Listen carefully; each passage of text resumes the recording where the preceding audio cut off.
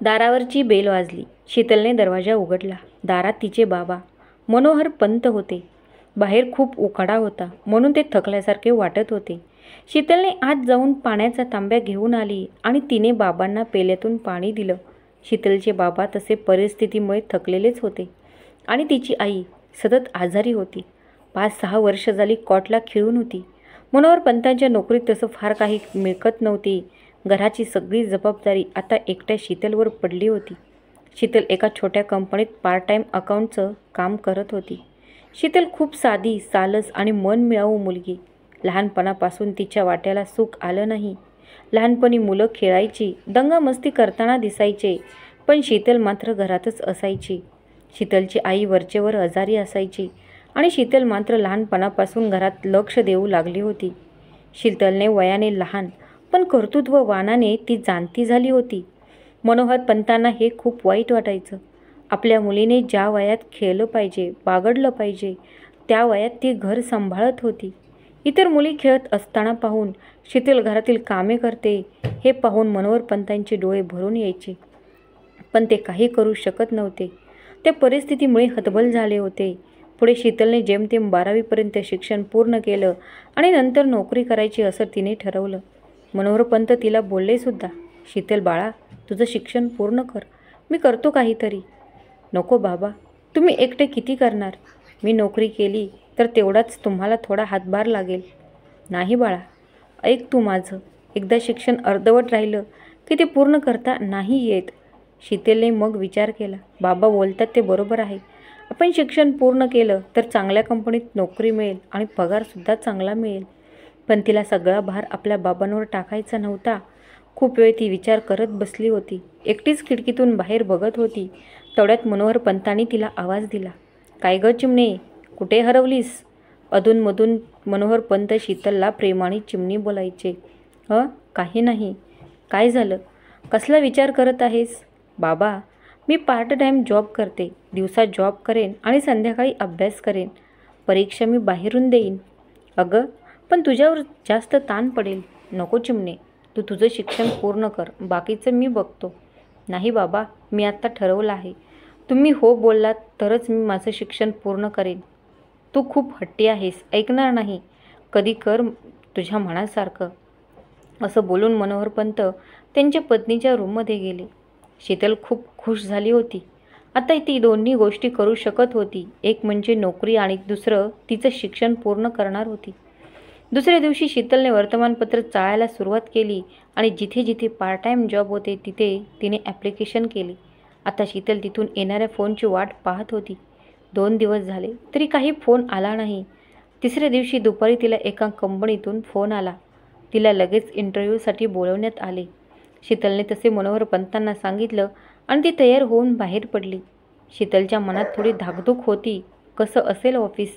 आपल्याला नोकरी मिळेल का? असे अनेक प्रश्न तिच्या मनात येत होते. तिने बस पकडली आणि सीटवर जाऊन बसली. शीतल मनातून खूप घाबरली होती. हा जॉब तिचा पहिलाच होता आणि तिला तो कसंही करून मिळवायचा होता. तिचा स्टॉप आला तशी ती बसमधून खाली उतरली. बस स्टॉप समोरच ऑफिस बिल्डिंग होती. शीतलने रस्ता क्रॉस करून पलीकडे गेली आणि समोरच्या बिल्डिंगमध्ये गेली. तिथे बोर्ड लावलं होतं. तिथे तिने एकदा नजर फिरवली आणि ऑफिस कितव्या मजल्यावर आहे ते पाहिले. तिसऱ्या मजल्यावर ऑफिस होते. शीतल लिफ्टमध्ये प्रवेश करून 3ऱ्या मजल्यावर आली. आता शीतल आणखीनच घाबरली होती. तिने एकदा जोरात श्वास घेतला आणि ऑफिसमध्ये प्रवेश केला. शीतलने रिसेप्शनला आपण नोकरीसाठी आलो आहोत असे सांगितले. रिसेप्शनने शीतलला थांबायला सांगितले. थोड्या वेळाने रिसेप्शनने शीतलला केबिनमध्ये जायला सांगितले. शीतलचा इंटरव्ह्यू छान झाला होता. तिला दुसऱ्या दिवसापासून जॉबवर यायला सांगितलं होतं. शीतल खूप खुश होती. तिला महिन्याला 15,000 पगार मिळणार होता. शीतल आत्ता दोन्ही गोष्टी करू शकणार होती. एक तिचं शिक्षण पूर्ण करणार होती आणि तिला तिच्या बाबांना मदत करू शकणार होती. आज ती खूप आनंदी होती. घरी जाताना तिने मिठाई घेतली. घरी आल्यावर तिने आपल्या बाबांना आणि आईला ही आनंदाची बातमी सांगितली. शीतलचे बाबा मनोहर पंत ती बातमी ऐकून खूप खुश होते. शीतलच्या आईच्या डोळ्यातून आनंद अश्रू वाहू लागले. आपली मुलगी खूप मोठी लवकर झाली. आपण तिचं साधं कौतुक पण करू शकत नाही. असे विचार त्यांच्या मनात येऊन गेले. शीतलची आत्ता तारेवरची कसरत चालू होती. रोज सकाळी ती लवकर उठायची. सकाळी ती सर्व कामं आटपायची. जेवण आणि इतर कामं उरकली की मग ती तिच्या आईजवळ जाऊन तिला काय हवं ते नको पाहायची. शीतल वयाने जरी लहान असली तरी तिच्यामध्ये समंजस आणि हरहुन्नरी हे गुण होते. जबाबदारीमुळे ती खूप लवकर मोठी झाली होती. आईचं सगळं आवरून मग मी तिच्या कामाची वेळ व्हायची. तयार होऊन ती जॉबसाठी निघायची. तिथून ती घरी आल्यावर संध्याकाळचा स्वयंपाक करायची. जेवण आटपून ती आणि सगळं आवरावर करून मग ती अभ्यास करायला बसायची. दिवसभर शीतलची दमछाक होऊन जायची. रात्री 12 वाजेपर्यंत अभ्यास करून ती झोपायला जायची. असं करता करता 2 वर्ष निघून गेली आणि शीतल ग्रॅज्युएट झाली. शीतल उत्तम मार्काने पास झाली होती. तिला तिच्या मेहनतीचं फळ मिळालं होतं. शीतलने आता मोठ्या मोठ्या कंपनीत नोकरीसाठी अर्ज करायला सुरुवात केली होती. तिला पूर्ण खात्री होती कुठेतरी चांगली नोकरी मिळेल. शीतलने अजून पार्ट टाईम जॉब सोडला नव्हता.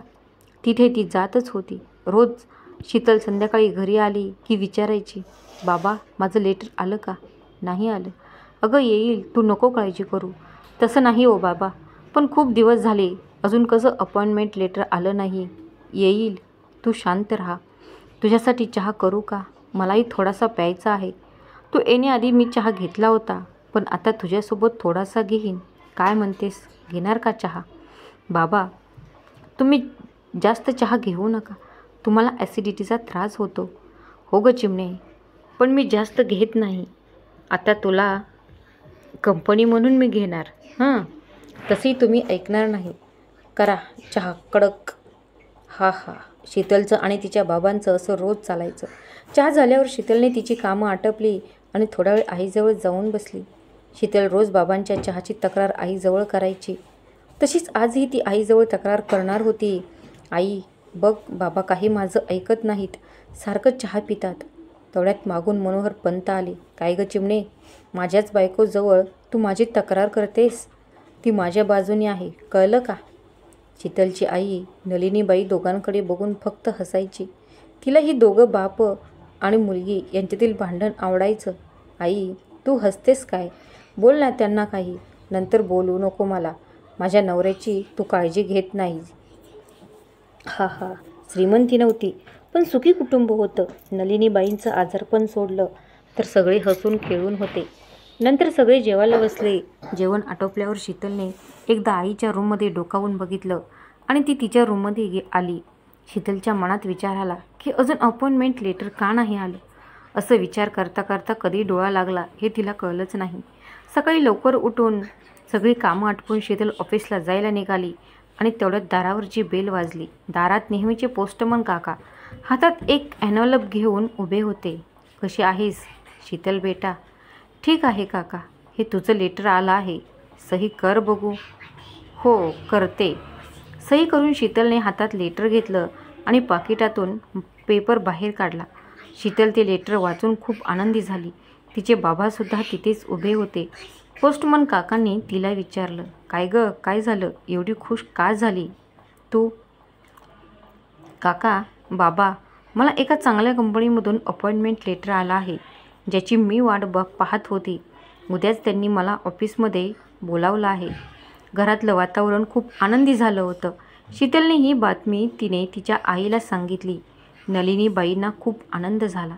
शीतलने देवाला नमस्कार केला आणि ती ऑफिसमध्ये जायला निघाली. आई, बाबा, निघते मी आणि उद्यासाठी सुट्टी घेते. चला मी पण निघतो. बाकीच्या घरी जाऊन पत्र देतो. पोस्टमन काकांनी निरोप घेतला आणि ते निघून गेले. शीतलसुद्धा घरून निघाली आणि ऑफिसमध्ये आली. ऑफिसमध्ये आल्यावर तिने रिसेप्शनकडे सुट्टीसाठी अर्ज दिला आणि काम करायला सुरुवात केली. पण तिचं काही कामात लक्ष लागत नव्हतं. तिचं सगळं लक्ष सुट्टी मिळेल की नाही इकडे लागलं होतं. संध्याकाळी ती जायला निघाली तेव्हा रिसेप्शनने शीतलला हाक मारली. शीतल स्वतःच्या विचारात होती. आवाज ऐकून ती थबकली. अगं इकडे ये. काय झालं, काही काम आहे का? अगं नाही. मग? अगं तुला उद्या सुट्टी मिळाली. शीतल हे ऐकून खूप खुश झाली. थँक्यू. मी काय केलं? मी तुला फक्त सांगितलं. हां. शीतलला सुट्टी मिळाली होती. आता ती उद्या नवीन जॉबसाठी इंटरव्ह्यूला जाऊ शकत होती. शीतल घरी आली, हात पाय धुतले आणि देवाला नमस्कार केला. तिने तिच्या बाबांना उद्याची सुट्टी कन्फर्म झाली ते सांगितलं. मनोहर पंत खूप खुश झाले आणि मनोमन देवाजवळ प्रार्थना करू लागले. देवा, माझ्या मुलीला ही नोकरी मिळू दे. तुझे खूप उपकार होतील. माझ्या मुलीने खूप मेहनत घेतली आहे, त्याचं तिला फळ मिळू दे. शीतल आईच्या रूममध्ये डोकावून पाहिलं. आई झोपली आहे असं पाहून ती स्वयंपाकाला लागली. तिने पटपट जेवण बनवून थोडा वेळ आईबरोबर गप्पा मारायला गेली.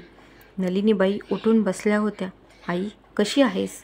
आज छान झोप झालेली दिसत आहे. हे ऐकून नलिनीबाई गालातल्या गालात फक्त हसल्या. हसलीस का? मी येऊन गेली होती तेव्हा तू झोपली होती. त्यावर नलिनीबाई बोलल्या. हो, माहीत आहे. म्हणजे तू जागी होती? मला वाटलं झोपली आहेस. ये बस इथे. सगळं तुझे एकटीवर भार पडला आहे. मी काही करू शकत नाही. आता तुला ही नोकरी लागली की तुझं लग्नाचं पाहायला हवं. हे ऐकून शीतलला राग आला. एवढी काय घाई आहे? आणि तसंही मी लग्न करणार नाही. लग्न केलंच तर तो मुलगा असा हवा जो माझ्या आईबाबांची काळजी घेईल. हां. नलिनीबाईंना हसायला आलं. त्यांनी शीतलला बसायला सांगितलं. बस इथे, ऐक आता मी काय सांगत आहे ते. हां, बोल.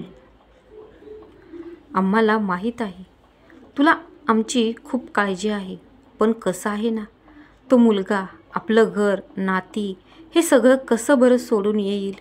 आज हे सर्व मुलगी करत आली आहे. आपण ज्या समाजात राहतो तिथले काही नियम आहेत, ते आपण बदलू शकत नाही. तू सुखी राहावी बस एवढीच आमची इच्छा आहे. अधूनमधून तू येशील आम्हाला भेटायला, तेव्हा असा हट्ट तू करू नको.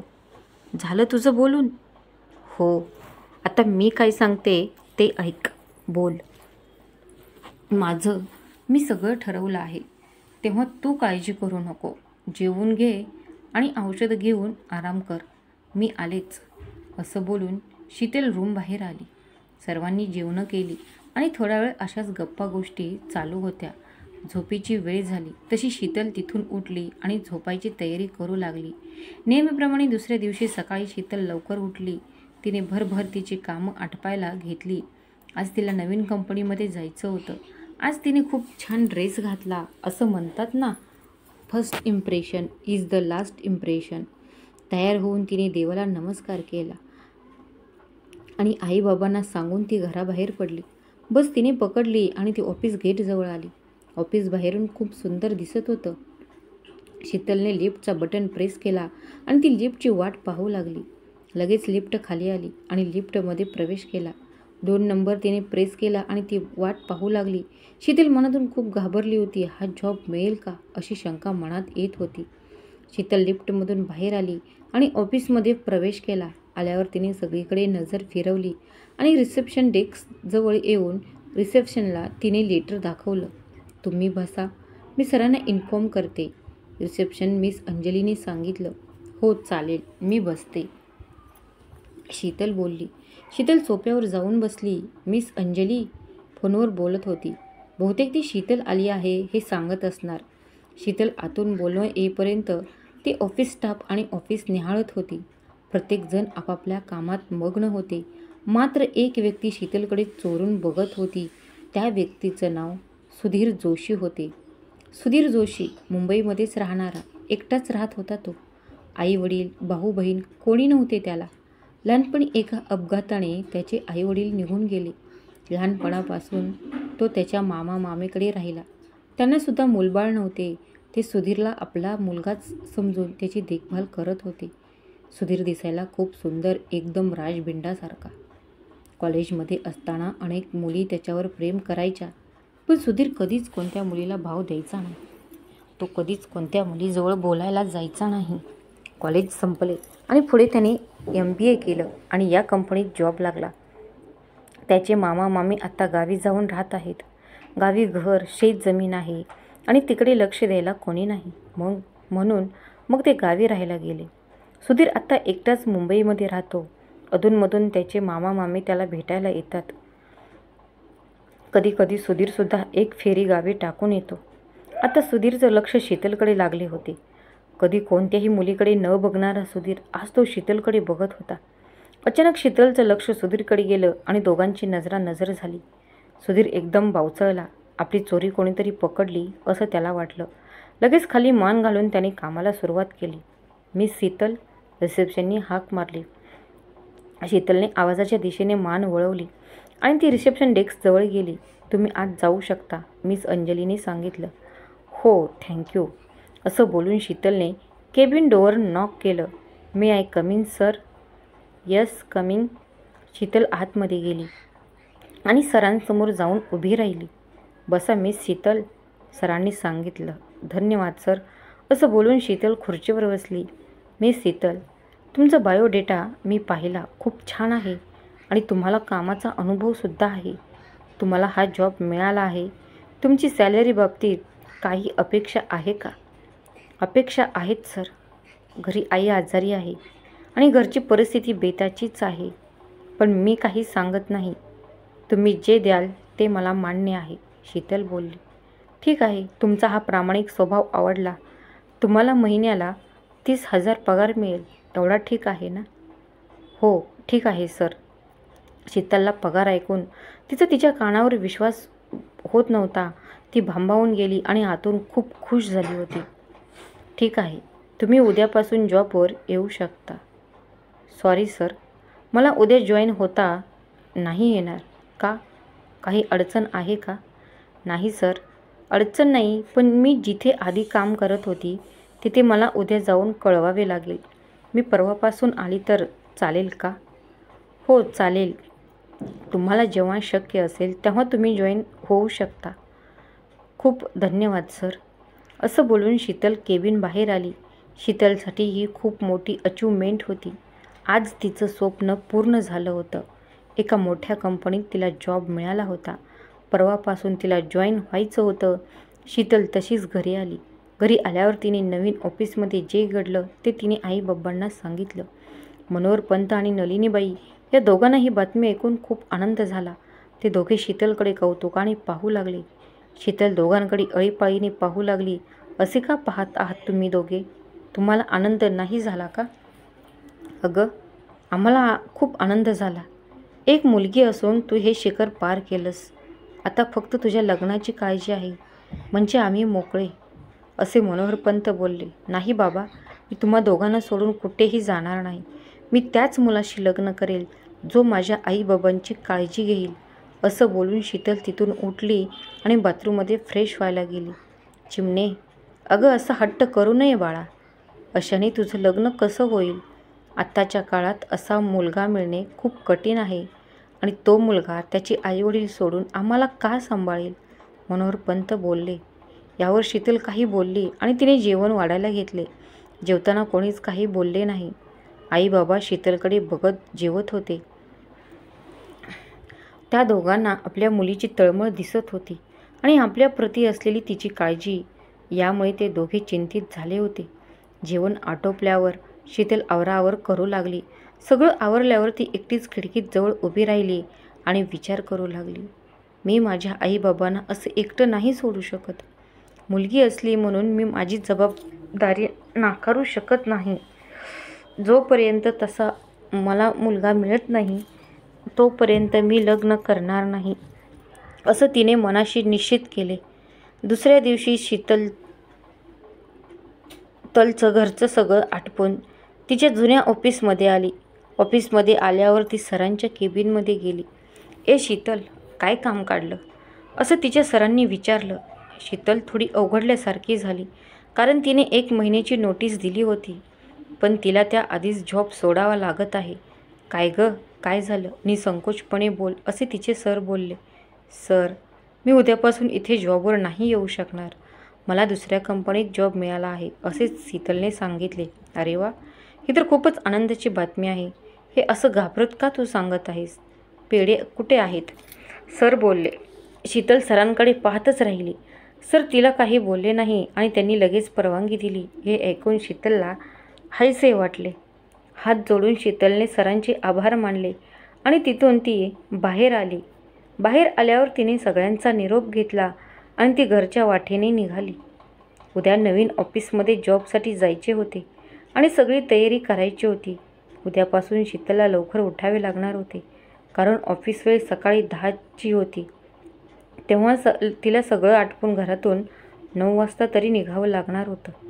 शीतल घरी आली आणि तिने उद्यापासून नवीन ऑफिसमध्ये जॉबसाठी जायचं आहे असं सांगितले. शीतल आत्ता मनात हिशोब लावत होती. घर खर्च आणि आईची ट्रीटमेंट सगळं व्यवस्थित होणार होतं. आजचा दिवस संपला आणि शीतलने झोपायची तयारी केली. आज तिने सगळं लवकर आटोपलं होतं.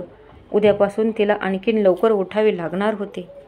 दिवे मालवले आणि ती झोपी गेली. उद्याचा नवीन दिवस आणि नवीन स्वप्न पाहण्यासाठी शीतल सकाळी नेहमीपेक्षा लवकर उठली. भरभर तिने सगळं आवरलं आणि ती ऑफिसला जायला निघाली.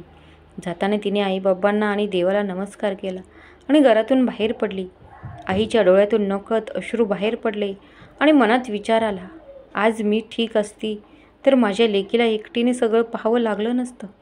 मनोहर पंतांनी आपल्या पत्नीकडे पाहिलं आणि त्यांना धीर दिला. होईल सगळे नीट, आपली लेक खूप मजबूत आहे असं बोलून त्यांनी रेडिओ लावला. रेडिओवर छान गाणं लागलं होतं. काळ्या मातीत मातीत तिफन चालते. मनोहर पंत हे गाणं गुणगुणू लागले. दोघांचा हास्य विनोद चालू होता आणि मध्येच शीतलच्या भविष्याबाबत चर्चा चालू झाली. इथे शीतल बरोबर 10 वाजता ऑफिसमध्ये पोहोचली.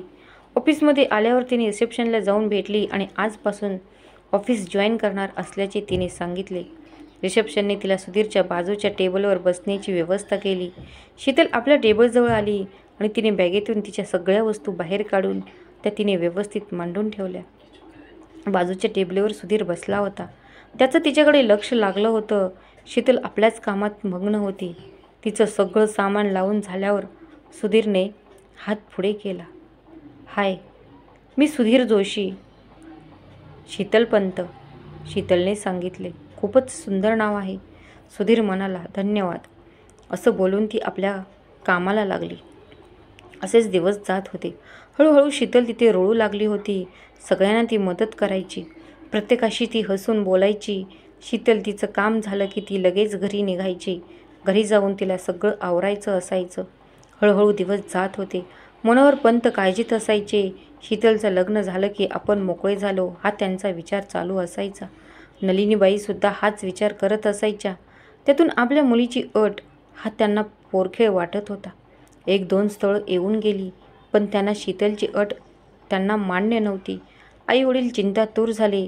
कसं होणार आपल्या मुलीचं? शीतल काही हट्ट सोडायला तयार नव्हती. सुधीरचं लक्ष शीतलकडे लागलेलं असायचं. त्याला शीतल आवडू लागली होती, पण तो तिला सांगायला घाबरायचा. काही ना काही कारण काढून तो तिच्याशी बोलत राहायचा. शीतललासुद्धा त्याची मैत्री हवीशी वाटायची. तिला पण त्याच्याशी बोलायला आवडायचं. अधूनमधून दोघे कॉफी पिण्यासाठी एकत्र जायचे. पण शीतलच्या मनात त्याच्या बाबतीत मैत्रीशिवाय कोणती भावना नव्हती. शीतलकडून सुधीरला शीतलची एकंदरीत घरची परिस्थिती समजली होती. सुधीरला वाटायचं की तिला आपल्या मनातील गोष्ट सांगावी. फार फार तर ती रागवेल. सुधीर घरी आला की त्याच्या डोक्यात आणि मनात फक्त शीतल असायची. सुधीरला जास्त कोणी मित्र नव्हते, त्यामुळे तो आपल्या मनातील गोष्ट कोणाला सांगू शकत नव्हता. एक दिवस त्याने ठरवलं की शीतलला आपल्या मनातील गोष्ट सांगायची. सुधीर ऑफिसमध्ये आला तेव्हा शीतल अजून आली नव्हती. त्याने ठरवलं, आज शीतल बरोबर कॉफी प्यायला जाऊ, तेव्हा तिला आपल्या मनातील गोष्ट सांगू. शीतल ऑफिसमध्ये आली तेव्हा सुधीरचं लक्ष तिच्याकडे होतं. हाय, गुड मॉर्निंग, शीतल बोलली. पण सुधीरचं काही तिच्या बोलण्याकडे लक्ष नव्हते. उत्तर मिळाले नाही म्हणून शीतलने त्याच्याकडे पाहिले. ह्याला काय झालं? हा का असा बघत आहे? असं शीतल स्वतःशीच बोलली. शीतल मग त्याच्या टेबलजवळ गेली आणि टेबलावर थाप दिली. तसा सुधीर दचकला. काय, लक्ष कुठे आहे तुझं? मी एकटीच बोलत आहे. काय झालं? सगळं ठीक आहे ना? शीतलने विचारलं. हो हो, सगळं ठीक आहे. तू कधी आलीस? मला कळलंच नाही. तू कधी आलीस ते? तू काही बोलत होतीस का? सॉरी, माझं लक्षच नव्हतं. बोल, काय बोलत होती तू? सुधीर बोलला. अरे हो, किती प्रश्न विचारतोस. जरा श्वास तरी घे. शीतल, माझा श्वासच तुझ्यात अडकला आहे, असं सुधीर पुटपुटला. काय म्हणालस तू? शीतल, कुठे काय, काही नाही. संध्याकाळी कॉफी प्यायला जाऊया, सुधीरने विचारले. आज पुन्हा? का रे बाबा? शीतल, काही नाही ग, असंच. चला ना, चल ना जाऊया प्लीज. सुधीर, ओके जाऊया. असं बोलून शीतल तिच्या टेबलजवळ येऊन ती तिचं काम करू लागली. पण सुधीरचं काही आज कामात लक्ष नव्हते. त्याच्या मनात गोड युद्ध चालू होते. संध्याकाळ कधी होते याची तो वाट पाहू लागला. त्याचं सारखं घड्याळाकडे लक्ष लागले होते. सुधीर मनाची सगळी तयारी करून कसं आणि काय बोलायचे हे तो पुन्हा पुन्हा आठवू लागला. संध्याकाळी झाली तशी शीतल सुधीरच्या टेबलजवळ आली आणि म्हणाली, चल निघूया का? हो चल, असं बोलून सुधीर तिच्यासोबत चालू लागला. कॉफी शॉप ऑफिस समोरच होते. दोघे आले आणि एखादा टेबल बघून तिथे बसले. सुधीरने 2 कप कॉफी ऑर्डर केली आणि इकडच्या तिकडच्या गप्पा चालू झाल्या. सुधीरने आईची तब्येत कशी आहे, घरी कसं आहे अशी चौकशी केली. शीतलने पण सगळं ठीक असल्याचं सांगितलं. सुधीरने आत्ता जास्त बोलणं न लांबता मुख्य विषय बोलण्याची सुरुवात केली. शीतल, मला तुला काही सांगायचं आहे. हो बोल ना. शीतल. सुधीरने धीर करून शीतलला सांगितलं. शीतल, तू मला खूप आवडते. माझ्याशी लग्न करशील? यावर शीतल काही बोलली नाही. ती फक्त त्याला म्हणाली, उद्या संध्याकाळी ऑफिस सुटल्यावर तू माझ्याबरोबर घरी चल. सुधीरला ती अशी का बोलली हे त्याला समजलं नाही. ठीक आहे, येईन मी तुझ्याबरोबर. पण तू असं काय आहे जे तू मला इथे सांगू शकत नाही? तू ये घरी, मग कळेल तुला. चल निघूया आपण. मला घरी जायला उशीर होईल. शीतल, हो चल निघूया. सुधीर असं बोलून दोघे कॉफी शॉपमधून बाहेर आले. शीतलने बस पकडली आणि निघून गेली. सुधीर फक्त बस जाण्याच्या मार्गाकडे पाहू लागला. त्याने पण बाईक सुरू केली आणि निघाला. त्या दिवशी दोघांच्याही मनाची चलबिचल चालू होती. दोघांनाही रात्रभर झोप नव्हती. दुसऱ्या दिवशी दोघे ऑफिसमध्ये आले, पण फारसे काही बोलले नाही. कामापुरते थोडंसं बोलत होते आणि आपलं काम करत होते. सुधीरच्या मनात धाकधूक होती. हिने मला घरी का बोलवलं हे काही कळत नाही. संध्याकाळी सुधीर शीतलबरोबर तिच्या घरी आला. तिने सुधीरची ओळख आपल्या बाबांना करून दिली. मग तिने त्याला आईच्या कॉटजवळ त्याला घेऊन आली. तिच्या आईची अशी अवस्था आणि घरची परिस्थिती बघून सुधीरला खूप वाईट वाटले. शीतल त्याला बोलली, हे माझं कुटुंब आहे. यांना सोडून मी कुठेही जाऊ शकत नाही. मी त्याच मुलाशी लग्न करेन जो माझ्या आईबाबांना सांभाळेल. तुला माझ्याशी लग्न करायचे आहे. माझी अट मान्य असेल तर करू आपण लग्न. शीतलला माहीत होतं की तिची अट सुधीर मान्य करणार नाही. तो आपल्याशी लग्न नाही करणार. सुधीर थोडा वेळ तिथे थांबला. तिच्या आईबाबांशी गप्पा मारल्या आणि तो तिथून निघाला. घरी जाताना त्याच्या डोक्यात शीतलचे आणि तिच्या घरचे विचार चालू होते. सुधीरचं पण आयुष्य असंच धकाधकीतून गेले होते. त्याचे आईवडील लहानपणीच गेले होते. मामाच्या घरी तो लहानाचा मोठा झाला. तिथे त्याने चांगलं शिक्षण घेतलं आणि घरी तो मामीला घरकामात मदत करू लागला. पुढे त्याने छोटे छोटे काम करून आपलं शिक्षण पूर्ण केलं. मामांना एकट्यांना हा भार द्यायचा नव्हता, म्हणून तो जे मिळेल ते काम करायचा. आता तो चांगल्या कंपनीत जॉबला आहे. तीच परिस्थिती अजूनही शीतलची आहे. सुधीर घरी आला. तो विचार करू लागला की आपण शीतलसाठी काय करू शकतो. तिचा त्रास कसा कमी होईल हे विचार चालू होते. रात्री किती वेळ तो जागा होता हे त्याला माहीत नव्हते. विचार करतच त्याचा डोळा लागला आणि तो झोपून गेला. सकाळी उठून त्याने सगळं आवरलं आणि ऑफिसमध्ये आला. ऑफिसमध्ये आल्यावर त्याला शीतल दिसत नव्हती. तो शीतलला शोधू लागला, पण त्याला ती कुठेच दिसत नव्हती. तो विचार करू लागला, आज शीतल ऑफिसमध्ये आली नाही का? माझ्यामुळे ती आली नाही का? काय झालं असेल? का आली नाही? असे अनेक विचार डोक्यात चालू होते. मग त्याने ऑफिसमध्ये शीतलची मैत्रीण नीना हिच्याजवळ चौकशी केली. हाय नीना. हाय, आज तू इथे कसा? नीना, काम होतं तुझ्याकडे. सुधीर, माझ्याकडे काय? नीना, आज शीतल का आली नाही? सुधीर, अरे तिच्या आईची तब्येत अचानक खूप बिघडली म्हणून आज ती नाही आली. Neena, okay thanks. सुधीर, सुधीर मनातच एकटाच बोलू लागला, काय झालं असेल तिच्या आईला? खूप सिरियस तर नसेल? एकटी शीतल कशी सांभाळत असेल? मला जायला हवं. आणि तसाच तो रिसेप्शनला काही सबळ कारण सांगून तिथून निघाला. जोपर्यंत शीतलच्या घरी पोहोचत नाही तोपर्यंत सुधीरला एक एक क्षण मैलाचा वाटत होता. थोड्या वेळाने सुधीर शीतलच्या घरी पोहोचला. घरचं वातावरण खूप गंभीर वाटत होतं. घरी डॉक्टर आले होते. तिचे बाबा आईच्या बाजूला बसले होते. शीतल एका बाजूला रडत उभी होती. सुधीरने पुढे होऊन तिला धीर दिला. शीतल, आईला काही होणार नाही. तू काळजी करू नको. मी आहे तुझ्यासोबत. या एवढ्याच बोलण्याने शीतलला धीर आला. एक बळ मिळाल्यासारखं झालं होतं. शीतलला त्या शब्दांचा खूप आधार वाटला. मनोमन ती खूप सुखावली होती. डॉक्टरांनी शीतलच्या आईला व्यवस्थित तपासले आणि काही औषधे लिहून दिली. डॉक्टर जायला निघाले तसा सुधीर पण त्यांच्याबरोबर बाहेर आला. त्याने डॉक्टरांना तिच्या आईबद्दल नीट चौकशी केली व उपचार किती वेळ चालू ठेवावे लागेल हे सर्व त्याने सविस्तर विचारले आणि मग तो आतमध्ये आला. त्याने शीतलला आणि तिच्या बाबांना काळजी करण्यासारखं काही नाही असं सांगितलं. लवकरच त्यांना बरं वाटेल आणि ते हिंडू फिरू लागतील. हे ऐकून मनोहर पंत आणि शीतल या दोघांना बरं वाटलं. सुधीर थोडा वेळ तिथे थांबला आणि मग तो पुन्हा ऑफिसला जायला निघाला. शीतल आणि तिचे बाबा जेवून जाण्याचा आग्रह करत होते, पण सुधीर सहज बोलण्याच्या ओघात बोलून गेला. पुढल्या वेळी हक्काने जेवायला येईल असं बोलून तो तिथून निघाला आणि ऑफिसमध्ये आला. पण त्याचं कामात लक्ष लागत नव्हतं. सारखा शीतलचा विचार चालू होता. त्याने शीतलशी लग्न करण्याचा निर्णय घेतला होता आणि त्याने तसं त्याच्या मामांनाही कळवलं होतं. काही दिवस असेच निघून गेले. हळूहळू शीतलला सुद्धा सुधीर आवडू लागला होता.